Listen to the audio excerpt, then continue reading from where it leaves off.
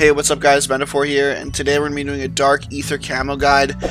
This is for Cold War. This is the brand new completionist camo. It's basically Damascus for MW, but this is for Cold War zombies specifically. I'm going to be showing that I don't have it glitched, and I'm also going to be doing a tips and tricks guide on how I got it, and basically all the things I did.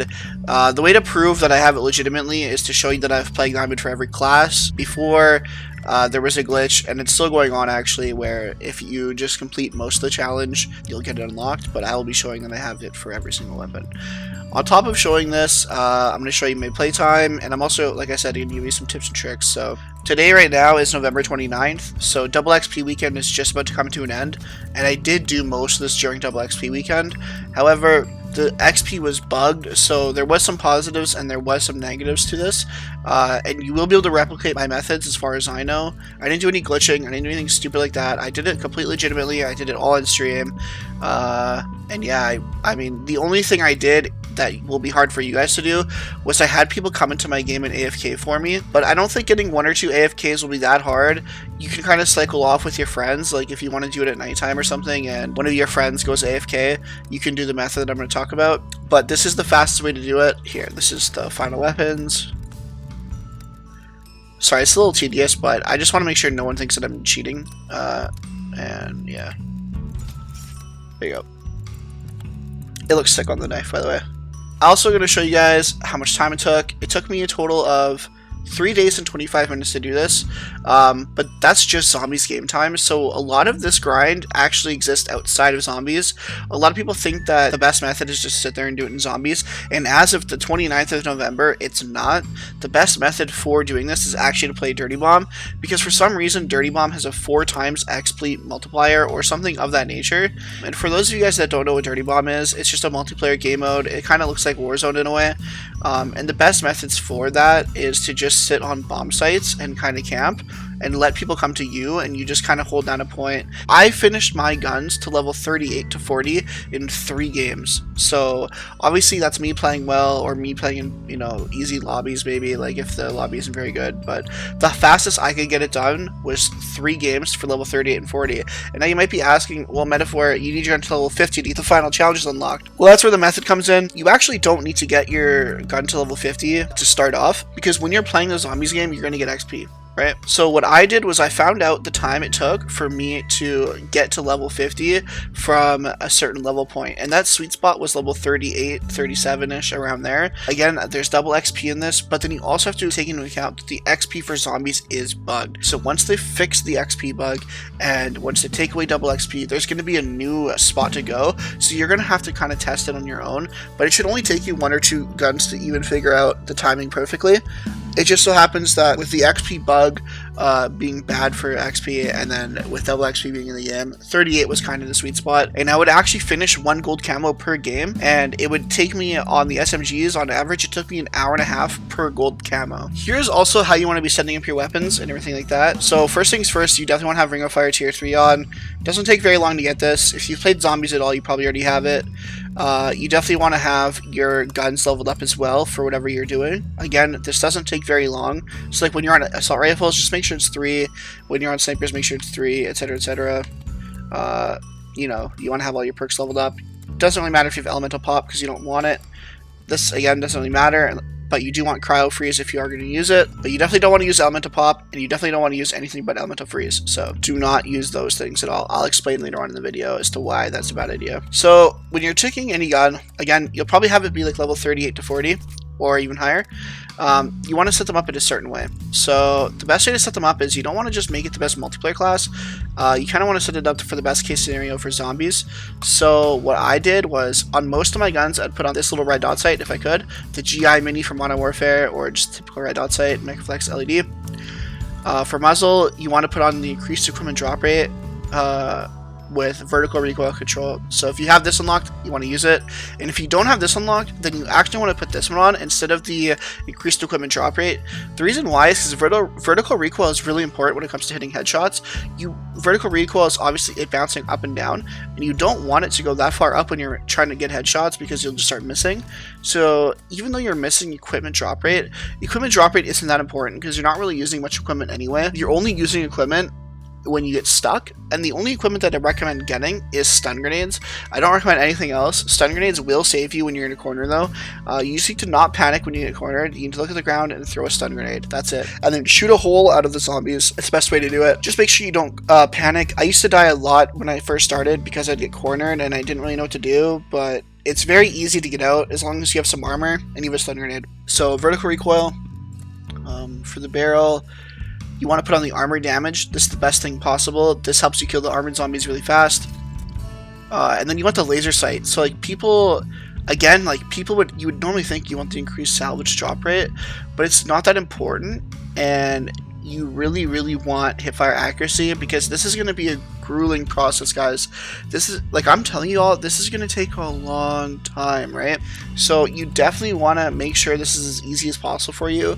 And when you have Deadshot Daiquiri, if you're on PC, then having the extra hipfire is really, really good because Deadshot Daiquiri doesn't actually work on PC. It doesn't snap to heads like it does on controller. So if you have controller, maybe you could do this, but on PC, this is the best one to go for.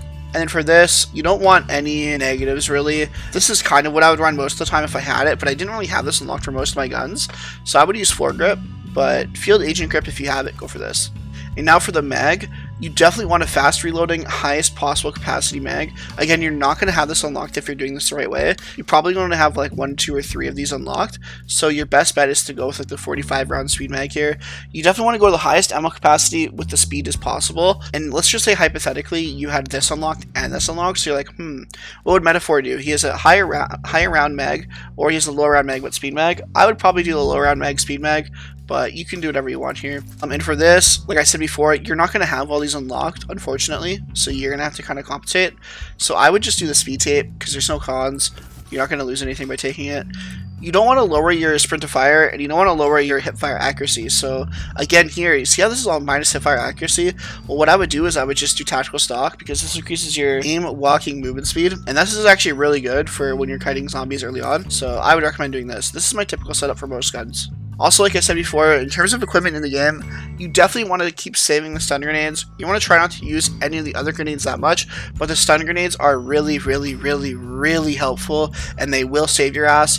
Also, always buy a self-revive after you have your golden gun. You don't want to really waste your salvage that early, but as soon as you can buy a self-revive, you want to do it. And then you also want to make sure that you have tier 3 armor almost as fast as possible. Sometimes I would save until I had my gun purple before I'd buy my tier 3 armor. But the thing is, guys, like at the end of the day, like you're not going to do as much damage if you buy early tier 3 armor, but there's nothing worse than dying, guys. So I highly recommend buying the tier 3 armor just to make sure that no blunders happen, because, you know, if you're grinding like this as much as I did, you will be kind of tired, and you definitely need to always be on your A game, because if you die, it is such a tilter. Like, you get so upset if you die. On top of if you get upset or not, it's just a waste of time no matter how you look at it. So definitely be holding stun grenades when you can. And yeah, that's pretty much it. So first things first, like I said, you want to have either 1 or 2 people AFKing in your game right now. And what that means is literally AFK. Again, like I said before, since I kind of have access to like more help since I'm a streamer, I was able to get a little bit of an extra help. And not only did they AFK for me, but at round 7 when I leave the starting base, they would actually open the doors for me, and that actually helped a lot. You end up saving a lot of money, and you can get a double pack-a-punch right when it spawns, basically, because you can usually start the game off with $20,000. On top of that, I also want to say some tips with the perks. So a lot of people don't really know like in what order to buy the perks and stuff like that, and like what's important and what's not. So obviously, you want to get Juggernaut, and you want to get Quick Revive. Quick Revive and Juggernaut are the 2 most important ones in the game. However, you can get Juggernaut for free if you do the Dancing Coffin Easter egg, and I actually recommend doing that every single game, because not only do you get Juggernaut every single time, but you also get some resources for your time, and you can also get a self-revive off it too. You can also get different weapons like the ray gun and the wonder weapon, but like you don't really want those because you're looking for camos. And you typically just want to stick with the gun that you have. I mean, you do want to stick with the gun that you have. You absolutely do not want to waste your time grabbing that stuff. So definitely do the coffin dance. If you don't know what that is, definitely YouTube it. There's tons of guys on it. It's super, super simple. You definitely don't want to be doing this with more than 1 person, in terms of more than 1 person going for camos, because then you'll be competing for kills. Also, when you're getting your perks, I mean, feel free to get your perks in any way that you want, but the perks you should be focused on getting as fast as possible are obviously Juggernaut, Then you want Quick Revive, and then you want Deadshot Daiquiri. Those are the best perks to get. You don't really need to be running faster than zombies if you like understand movement and know what you're doing. Like, it's really, really hard to actually get hit by zombies. I know they move faster in later rounds, but it's very difficult. The one thing you need to make sure you don't do is you don't get elemental pop, and you also don't put an ammo mod on your gun. What you want to do, you actually can put an ammo mod on your gun. The only ammo mod you want to put on your gun is the freezing, because the freezing is the only one that doesn't steal headshots from you, whereas the other ones will. So if you light the zombie on fire with the flame mod, you won't get the headshot. If you do brain rot, you won't get the kill because you'll turn a zombie into your friend and he'll just start mauling the entire lobby. And what that'll do is it'll actually steal headshots from you and make it less efficient. Also, the electricity one, even though it's good for the bosses, your gun's going to be so over-leveled most of the time that when the bosses come and you have Ring of Fire on, you're just going to absolutely torch the zombies. So it's totally fine. Just make sure you do not buy Elemental Pop, and make sure you do not put an ammo mod in your gun that isn't the frozen bullets, because you will waste so much time. And I think I did half of the guns with Elemental Pop, because like I said before, I'm a zombies noob, guys. Like, I've never really played zombies before, and I only wanted to do this for the camos, for the Warzone integration. That's pretty much that. Also, in terms of training spots, a lot of people don't really know like where the best areas to train are. I also don't really have real gameplay to show on the screen, because what I did was I would stream the gameplay, but I would delete the VOD because I was listening to music while I was doing so, and if you don't delete the VOD, you get marked for DMCA, so yeah. My favorite spot to train was I would actually go out in the pond over here, and I would get my train, and then what I would do is I would kind of kite around this building. I really, really like this building for a lot of guns. You get the zombies to follow you, and I would train to like right here, and I would line them all up in this hallway and get really, really free headshots. Obviously, they'll come from your right too, but Ring of Fire kind of helps that. I really did a lot of my killing in this little hallway because it's a very even floor. What you really want to think about when you're going for trains is you want to think about even flooring. So let me show you a quick example of not even floor. So this is even floor. You wouldn't really want to shoot many zombies when down here because it's not even floor, and you'll end up colliding zombies down low and not get headshots. Another good spot is right here. So again, they would typically be moving a lot faster, but you could run out here and then you could pre-aim the stairs and then get a line of headshots right here.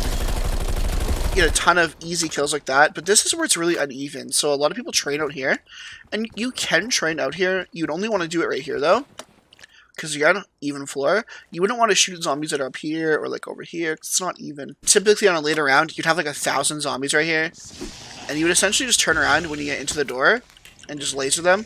Kind of just do this, like shoot in and out like this, and then kite back, and then you could do another one right here. When they're all coming through this door, they get stuck, and you could absolutely rail them. Again, zombies will come from right here, but it's no problem to kill them as you're doing this. And then you just kite up, and you kite all the way through, and you finish them off right here. You typically don't want to go out here. I mean, obviously when they, like, obviously this wall is broken when you're normally playing, because you got to pack a punch and stuff. But you don't really, like, I know a lot of people use the plane wing. I know people do like the exploits to glitch under the map, but you know, I'm assuming they're going to fix all that stuff, so I'm not going to really go over that stuff. And I also never did it myself, so I'm not going to tell you guys to do it. Yeah, typically that's basically what I did for zombies, and I did that for 3 days playtime. Also, the dirty bomb stuff will take a while to figure out for you guys. It's not going to work one-to-one with what I did, but I do hope some of this stuff helped you, and I hope it answered some of your guys' questions. For what it's worth, it did take me about 2 hours on average for the normal gun, but for the good guns, the guns that were really, really good, it would take me around 1.5 hours. So I already know I talked about that with the SMGs, but yeah, hopefully you guys learned something new from the video. Hopefully you figure out some stuff, and if you do have specific questions, guys, please ask in the comments. I'm going to be super active in there, and yeah, hopefully you guys stay tuned. If you guys are only here for zombies, I understand, but if you guys do want to check out my other content, like I said, we post some of the best Warzone content on YouTube, and I do upload Warzone every single day. Thank you guys so much for watching. Hopefully you all have a good day, and I will see you all tomorrow. Peace.